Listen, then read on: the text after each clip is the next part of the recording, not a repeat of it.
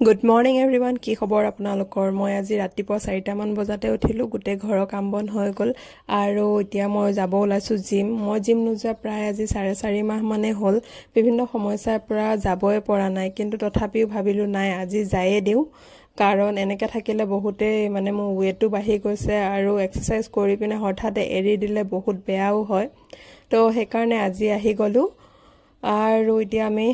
exercise কৰি আছো আজি বহুত লাইট এক্সাৰসাইজ কৰিছো যেহেতু বহুত দিন কৰা নাই আৰু কি জানে হেলথত ইনভেষ্টমেন্ট কৰিব লাগে আপোনালোকে কাৰণ আমি বিভিন্ন ধৰণৰ বস্তু খাই বৈ থাকো আজিকালি সাৰযুক্ত বস্তু কিন্তু আমি এক্সাৰসাইজ হেমতে নকৰো আৰু এক্সাৰসাইজটো আমাৰ দৈনন্দিন জীৱনত বহুতে ইম্পৰ্টেন্ট সেই কাৰণে আপোনালোকে ধৰক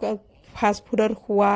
বা মিঠাই খোৱা এনেকুৱা ধৰণৰ সেই পইচাখিনি আপোনালোকে ইনভেষ্ট কৰি পিনে এনেকুৱা ধৰণৰ আপোনালোকৰ হেলথৰ কাৰণে ইনভেষ্ট কৰিব কাৰণে পাৰে আপোনালোকে বহুতে ভাল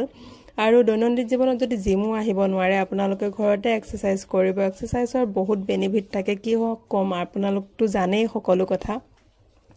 আৰু আজি চাগে বহুত গা বিষ হ'ব মোৰ আজিলৈ এৰিছো ভিডিঅ'টো ভাল লাগে